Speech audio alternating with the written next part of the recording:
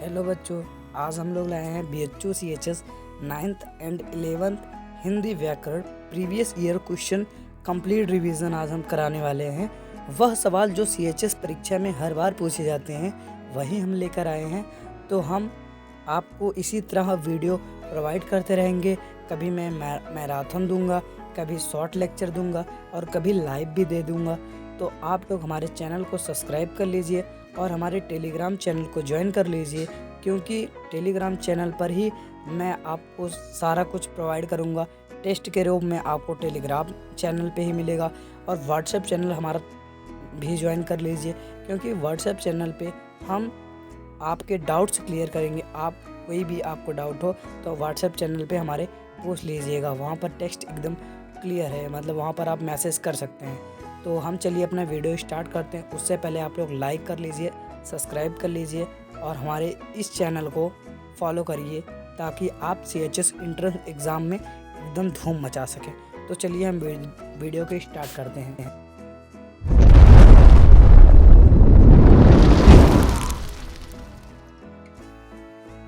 तो हमारे सामने पहला क्वेश्चन आ चुका है। पीपर पात सरिस मंडोला में अलंकार है। अलंकार की वीडियो मैं दे दूंगा, क्योंकि अभी हमें रिकॉर्डिंग लेक्चर आपको प्रोवाइड करने में, हमें हिंदी का पूरा सब्जेक्ट क्लियर कराने में इतना समय नहीं है, इसलिए हम उसको नहीं करा सकते। तो मैं इसका सही उत्तर बताता हूँ। पीपर पात सरिस मंडोला पंक्तियों में उपमा अलंकार है।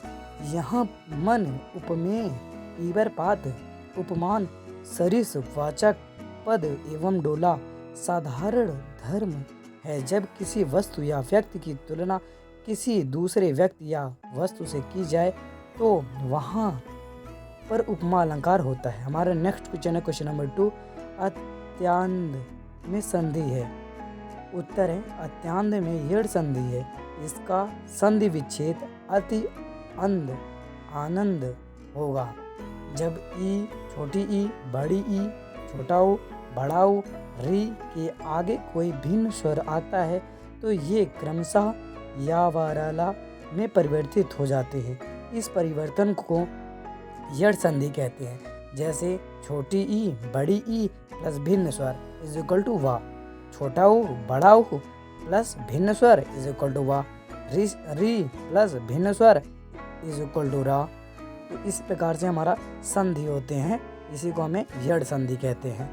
तो यड़ संधि आपको पता चल गया होगा क्या होता है। हम चलते हैं अपने नेक्स्ट क्वेश्चन पे, क्वेश्चन नंबर 3।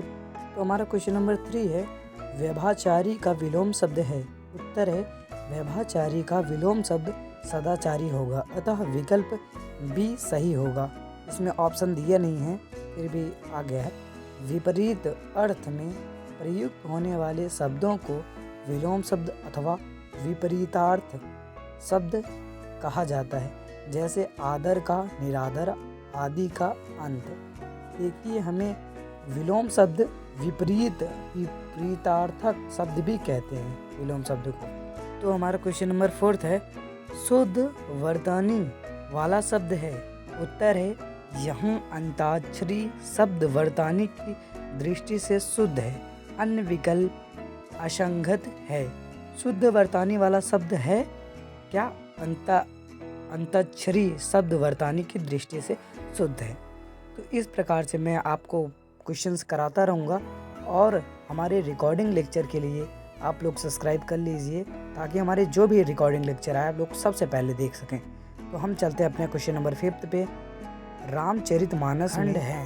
उत्तर रामचरितमानस को गोस्वामी जी ने 7 खंडों में विभक्त किया है।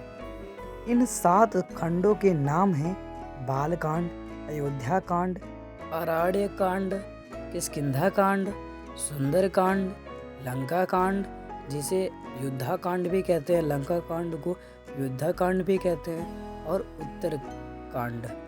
तो हमारे ये सारे हैं कांड रामचरितमानस में। तो हमारा नेक्स्ट क्वेश्चन है क्वेश्चन नंबर 6। निम्नलिखित में से वायु का पर्यायवाची शब्द है। उत्तर है वायु का पर्यायवाची शब्द समीर है। इसके अन्य पर्यायवाची हवा, मूरत, वान, अनिल, पवन, प्रभंजन आदि हैं। अन्य विकल्पों के पर्यायवाची इस प्रकार हैं। अनल का अग्नि, पावक, दहन, ज्वाला, हुताशन, अंबर, आकाश, नभ, व्योम, आनंद, नभ, बादल का मेघ, घन, जलद, नीरद, पायुद, अम्बुद, ये सारे हैं। मैं इसलिए ऐसे करा रहा हूँ ताकि पेपर में अगर कहीं से भी क्वेश्चन आए तो आप लोग कर ले जाएं। इसलिए मैं इस प्रकार से क्वेश्चन करा रहा हूँ ताकि आपका एक एक पॉइंट क्लियर रहे कि किसकी पर्यायवाची क्या होती है और अर्थ क्या होता है। तो हमारा नेक्स्ट क्वेश्चन है, इसी के साथ हमारा क्वेश्चन नंबर 7 है, आँख का तारा होना का अर्थ है। तो आँख का तारा होना का अर्थ होता है प्यारा होना।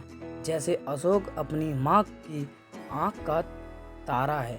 तो मैं वाक्य में प्रयोग करके भी बता रहा हूँ ताकि आप लोग इसको एकदम सा समझ सकें। तो हम इस प्रकार क्वेश्चन आंसर की तरह बता रहे हैं, MCQs की तरह नहीं बता रहे हैं सबकी तरह। हम क्वेश्चन आंसर करा रहे हैं ताकि इसमें से क्वेश्चन कहीं से भी अगर पूछ ले तो आप कर ले जाएं। तो हमारा आँख का तारा होना बहुत प्यारा होना होता है। जैसे अशोक अपनी माँ की आँख का तारा है। हमारा नेक्स्ट क्वेश्चन है क्वेश्चन नंबर 8। तो क्वेश्चन नंबर 8 है, यदि वर्षा होती तो फसल अच्छी होती। उदाहरण है, ये किसका उदाहरण है?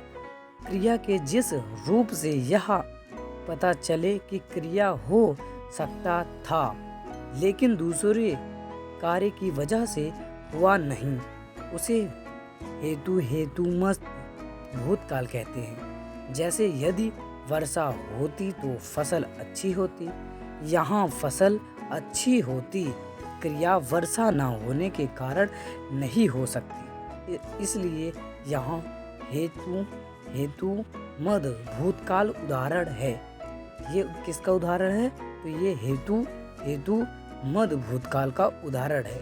तो हमारा नेक्स्ट क्वेश्चन है क्वेश्चन नंबर 9। हमारा क्वेश्चन नंबर 9 है, लड़के नदी में तैर रहे हैं। उदाहरण है, उत्तर है, क्रिया के जिस रूप से यह बोध हो कि वर्तमान काल में कार्य अभी पूर्ण नहीं हुआ, वह चल रहा है, उसे अपूर्ण वर्तमान काल कहते हैं। जिन वाक्यों के अंत में रहा है, रहे हैं, रही हूँ, रहा हूँ आदि आते हैं उसे अपूर्ण वर्तमान काल कहते हैं। जैसे लड़के नदी में तैर रहे हैं, वाक्य में तैरने की क्रिया अभी पूर्ण नहीं हुई है, वह चल रही है, इसलिए यह अपूर्ण वर्तमान काल का उदाहरण है।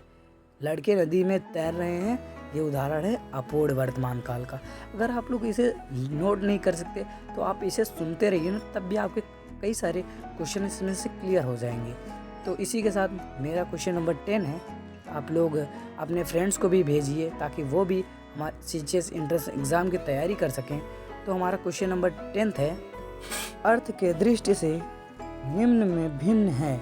A पद, B डगर, C राह, D धारा। तो इसका उत्तर होगा, अर्थ की दृष्टि से धारा शब्द भिन्न है जबकि पद, डगर, राह आदि समान शब्द हैं। ये हमारे शब्द होते हैं। पद, डगर, राह समान शब्द हैं और धारा जो है वो भिन्न शब्द है। तो हम अपने क्वेश्चन नंबर 11 की तरफ बढ़ते हैं। दर्शनीय शब्द में प्रत्यय है। उत्तर, दर्शनीय शब्द दर्शन मूल शब्द में प्रत्यय से बने अन्य शब्द हैं। भारतीय, रमणीय, अनुकरणीय, मानवीय आदि। तो दर्शनीय शब्द में ये जो है वो प्रत्यय है। तो हमारा नेक्स्ट क्वेश्चन है क्वेश्चन नंबर 12, पुनर्जन्म का सही संधि विच्छेद है। उत्तर होगा, पुनर्जन्म का सही संधि विच्छेद पुनः प्लस जन्म है। यह विसर्ग संधि का उदाहरण है। विसर्ग संधि के नियमानुसार विसर्ग से पहले आ, बड़ा आ से भिन्न स्वर तथा बाद में कोई घोष वर्ण आए तो विसर्ग का र हो जाता है। जैसे पुनः प्लस गमन इज इक्वल टू पुनः गमन, अंत, अंतः प्लस गत, अंतर्गत, दुह प्लस गति यानी दुर्गति आदि होते हैं। पुनर्जन्म का सही संधि विच्छेद पुनः प्लस जन्म होता है।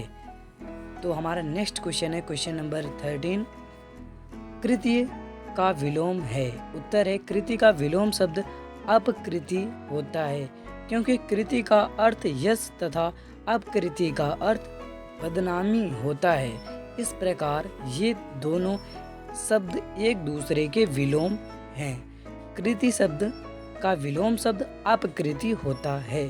तो हमारा नेक्स्ट क्वेश्चन है क्वेश्चन नंबर 14। तो क्वेश्चन नंबर 14 है, नीचे दिए गद्यांश को ध्यान से पढ़िए एवं दिए गए विकल्पों में से सही उत्तर चुनिए। इस संसार में धन ही सब कुछ नहीं है, धन की पूजा सदैव नहीं होती। इतिहास साक्षी है उन व्यक्तियों की कृति अच्छी है जिन्होंने केवल धनोपार्जन में अपना जीवन नहीं बिताया, वरना ऐसे कार्य भी किए जिनसे मानव समाज का कल्याण हुआ। जिन लोगों का उद्देश्य केवल धन बटोरना रहा है, उनकी प्रतिष्ठा स्थायी नहीं रही है। पूजा उन्हीं की गई है जिन्होंने मानव समाज की भलाई की और उसके कल्याण के क्षेत्र में योगदान दिया। जिन्होंने धन को ही सब कुछ समझा, किसी ने जाना तक नहीं कि वे कौन थे और कहाँ गए। मानव समाज स्वार्थ की उपासना नहीं करता। तो क्वेश्चन नंबर 14 है, किसकी पूजा सदैव नहीं होती है? तो उत्तर है, गद्यांश की आरंभिक पंक्तियों में स्पष्ट कहा गया है कि धन की पूजा सदैव नहीं होती है। इस संसार में धन ही सब कुछ नहीं है, बल्कि इंसान भी है। मानव स्वार्थ भी नहीं करना चाहिए हमें। तो हमारा अगला क्वेश्चन है क्वेश्चन नंबर 15। उनकी कृतियाँ अक्षय है जिन्होंने, उत्तर है इसका, गद्यांश में स्पष्ट कहा गया है कि उनकी कृतियाँ अक्षय है जिन्होंने केवल धनोपार्जन में अपना जीवन नहीं बिताया, वरना ऐसे कार्य भी किए जिनसे मानव समाज का कल्याण हुआ। अगला क्वेश्चन है क्वेश्चन नंबर 16। उनकी प्रतिष्ठा स्थायी नहीं रही जिन्होंने, इसका उत्तर क्या होगा? तो गद्यांश में कहा गया है कि जिन लोगों का उद्देश्य केवल धन बटोरना रहा है, उनकी प्रतिष्ठा स्थायी नहीं रही है। तो इसका राइट आंसर होगा, गद्यांश में कहा गया है कि जिन लोगों का उद्देश्य केवल धन बटोरने में रहा है, उनकी प्रतिष्ठा स्थायी नहीं रही है। जो लोग धन बटोरते हैं उन्हीं की प्रतिष्ठा स्थायी नहीं रहती है। तो हमारा अगला क्वेश्चन है क्वेश्चन नंबर 17। पूजा उन्हीं की गई जिन्होंने ... उत्तर दीजिए इसका। तो गद्यांश में स्पष्ट रूप से कहा गया है कि पूजा उन्हीं की गई है जिन्होंने मानव समाज की भलाई की और उसके कल्याण के क्षेत्र में योगदान दिया। तो हमारा नेक्स्ट क्वेश्चन है क्वेश्चन नंबर 18। तो आप लोग इसमें से बताइए, मानव समाज किसकी उपासना नहीं करता है? तो चलिए मैं उत्तर बताता हूँ। गद्यांश की अंतिम पंक्ति में कहा गया है कि मानव समाज स्वार्थ की उपासना नहीं करता है। आप लोग देखिए यहाँ पर जस्ट 2 लाइन ऊपर वहाँ पर दिया गया है। तो हमारा नेक्स्ट क्वेश्चन है क्वेश्चन नंबर 19। निम्न में तद्भव शब्द कौन सा है? तो तद्भव शब्द दिए गए शब्दों में किवाड़ शब्द तद्भव है। ऐसे शब्द जो संस्कृत और प्राकृतिक से विकृत होकर हिंदी में आए हैं तद्भव कहलाते हैं। जैसे केवड़, इसका तत्सम कपाट है। तो हमारा नेक्स्ट क्वेश्चन है क्वेश्चन नंबर 20। मैं क्वेश्चन बहुत ही तेज़ी से करा रहा हूँ ताकि आप लोग का तैयारी बहुत ही तेज़ी से हो सके। तो हमारा 20 नंबर क्वेश्चन है, सर्वनाम शब्द किसके स्थान पर प्रयुक्त होता है? उत्तर है, सर्वनाम शब्द संज्ञा के स्थान पर प्रयुक्त होता है। जैसे मोहन 11वीं कक्षा में पढ़ता है, मोहन स्कूल जाता है। मोहन के पिताजी पुलिस हैं क्योंकि में मोहन संज्ञा शब्द है जिसका बार बार प्रयोग हुआ है।